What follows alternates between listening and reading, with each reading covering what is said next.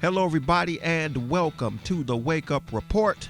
The music business's favorite punching bag, Iggy Azalea, took another shot from Erykah Badu at the 2015 Soul Train Music Awards. Miss Badu apparently threw a little bit of shade on Miss Azalea. Miss Badu told Miss Azalea that she was more than welcome to come to the Soul Train Music Awards because what she was doing was definitely not rap music. And I guess the dig being since I guess mostly singers were at the Soul Train Music Awards, that a non-singer or a non-rapper was more than welcome to attend, which would basically mean what? Roughly 98% of today's rappers were invited to the Soul Train Music Awards by Erykah Badu, because what they're doing is not rap either. So most of the audience, got a kick out of the dig, and I guess, it is quite fashionable for, I guess, anybody black to attack Iggy Azalea. And, and when you think about it, shouldn't you be attacking T.I. too? Because he's the one that put her on. He put her on. He made a crap load of money off of her. And then I guess he just distanced himself from her when she started catching a lot of heat behind what many people are saying is her lack of lyrical skills, and the fact that she garnered so much attention. I guess best new female rap artist, the best rap artist, and things like that. Which unfortunately, white rappers are just going to catch that when they become extremely popular. Black rappers and black people are always going to yell and complain about, when the white people taking everything from us, they taking our music and all, they taking everything.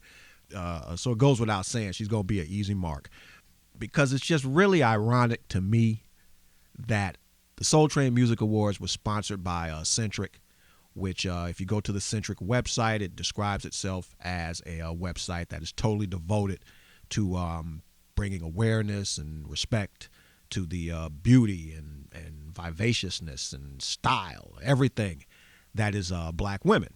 Well, Centric was created by BET, and for those of you who don't know, BET is owned by Viacom, and Viacom is the largest white-owned corporation on the planet. So basically, what Centric is your white plantation master giving all of you black women your vivaciousness and your style and your grace and your beauty and all that kind of mess.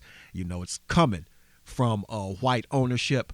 The Orleans Arena, I believe, which is in Las Vegas, that's where the awards were held. Well, it's a safe bet that black people don't own that arena. So white people, through their, I guess, generosity and graciousness, gave you an arena where you can make digs at white people and support Centric, who was sponsoring the BET Awards. That was created by white people.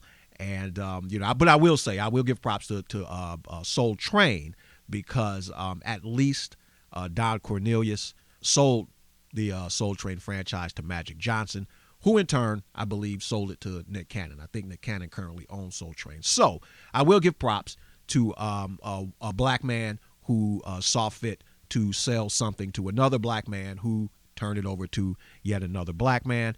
But, these shots that and I do want to say too, man, it was great to see Cameo, one of the greatest funk bands of the 80s. But hey, Mr. Blackman, this is 2015, man. The red cup and and the look, we want to update that look a little bit. And who was the guy? I don't know. Maybe it shows you just how much I'm out of it. The guy that looked like Colonel Sanders.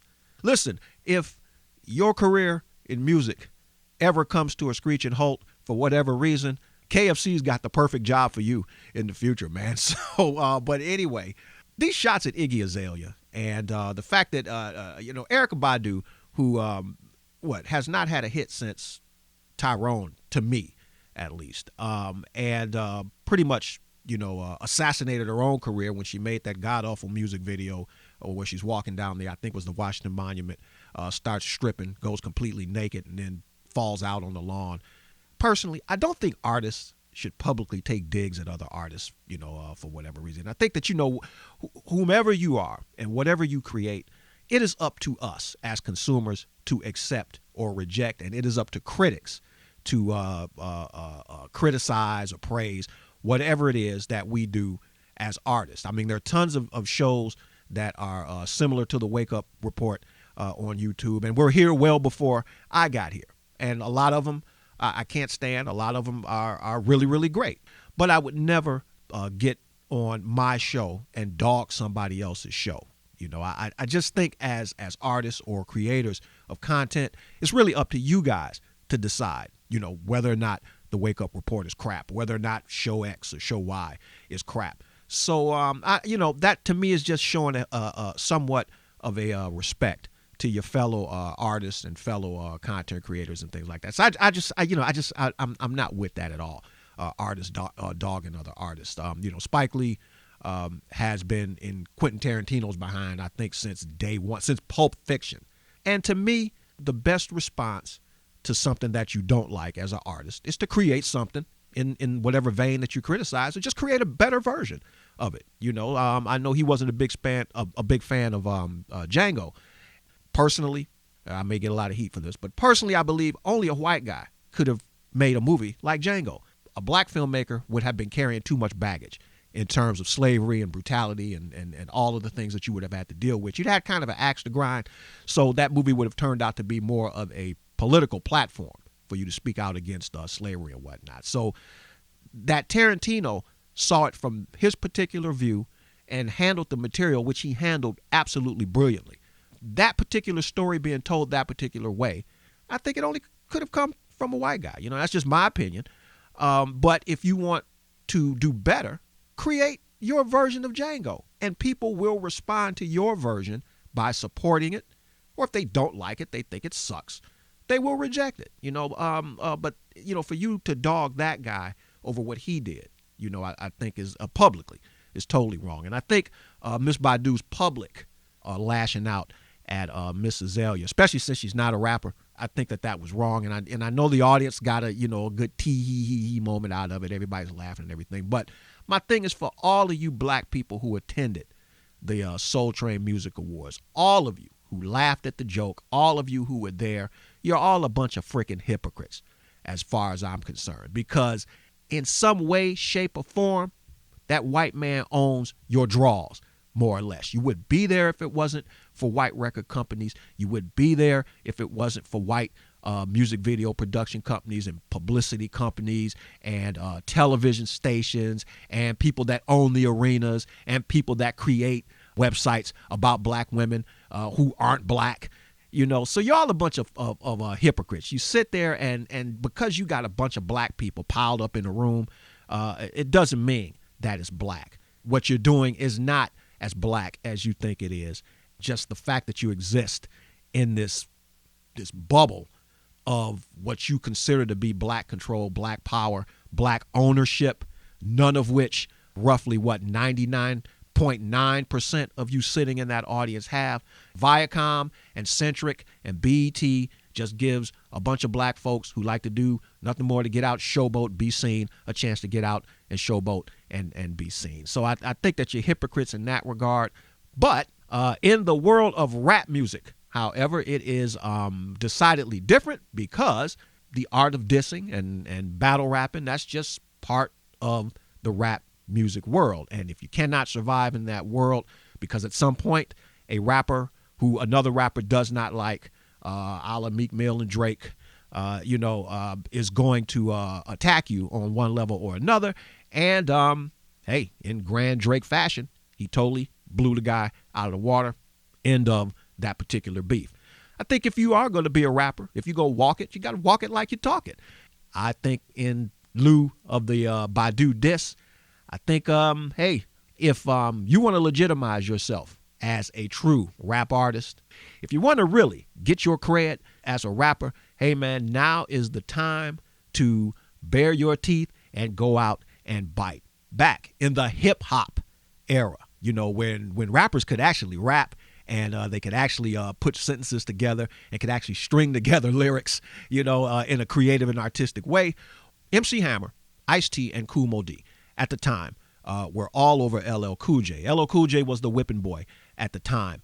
The Kool Moe Dee LL Cool J battle is just legendary in hip hop. That's like Hatfields and McCoys, and eventually as the rap and hip hop genre moved into what I call the power era, conscious rap, Public Enemy and KRS-One and X-Clan and so on. Well, if you didn't show any kind of awareness, social political awareness, you were soundly attacked. And at the time, LL Cool J's Walking with a Panther, I believe, was out. And it was decidedly so unsocially conscious and socially aware, given the fact that certain things were going on.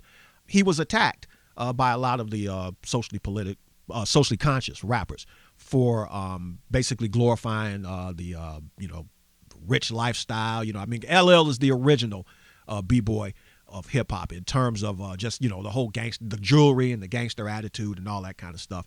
And he was attacked for it, and MC Hammer, Ice-T, and Kool Moe Dee. And how did Uncle L respond to these three guys whom I have tremendous respect for? I love all three of them, but LL released a single called To the Break of Dawn, or To Da Break of Dawn for you brothers and sisters out there, in which he absolutely torched Ice-T, MC Hammer, and Kool Moe Dee. It was the first time that a rapper had ever addressed three rappers at the same time on the same record and absolutely blew them away. And that was the end of discussion as far as Kool Moe Dee, Ice-T, and MC Hammer in regards to what they felt about LL Cool J. To the Break of Dawn is somewhere out there. So, here, find it on YouTube, find the track somewhere, but listen to that track. That was battle rap in its absolute glory. That was battle rap that today, if you were to do it by today's standards, well, these dumb niggas, they would want to respond by fighting and shooting. That's how true rappers and true hip-hop artists used to handle their beefs back in the day. They did it on wax. They did it with that microphone, and they settled those beefs the way true hip-hop artists settled those beefs. Well, Iggy, it's time for you to settle your beef. You got Erykah Badu, who has inserted herself in the mix. You got Azalea Banks. And let me see. We got to have a third. We got Eminem. Eminem is a stretch, I know. But if you can sit down, lock yourself in that dungeon, come up with just a ferocious hook and come up with some of the most ferocious lyrics ever written and ever heard by the rap audience, it is now on you to go after your critics. And hey, if you are a true hip hop artist, if you're a true rap artist, handle your business. See, it's time to handle your business. If you are flash in the pan, hey, I guess we won't hear from you anymore. If you are a true rapper, it's time for you to pen up. It's time for you to get that pen and that pad and give them something that they never had. So that is something that I personally would like to see now. And but like I said, given today's climate in the music business with rap music, instead of responding by a lyrical counterpunch, Erykah Badu would want to fight or something like that. Azalea Banks would want to fight as opposed to attacking her from a lyrical perspective. But as artists, let's not attack other artists out in public like that. Let's not try to belittle other artists out there. Whatever comes out of Iggy Azalea, I've said it before, is going to come out of Iggy Azalea. And basically what Iggy Azalea is doing is the same thing that Nicki Minaj is doing. What Nicki Minaj is doing is the same thing that Lil' Kim is doing. There's nobody, honestly, well, with the exception of Lil' Kim, nobody is this groundbreaking, original female, in regards to females, this female lyrical genius that's just bringing it to the art form. Somebody always gets something off of somebody else. Just like my show was inspired by other shows that I watched, I am not going to create my show and then turn around and attack other people with their shows. But hey, man, that's what I want to see. Iggy Azalea, hey, if you got it in you, come on out swinging, and let's see what happens. This is KTM in the Wake Up Report saying, think a little bit. It will do wonders for you.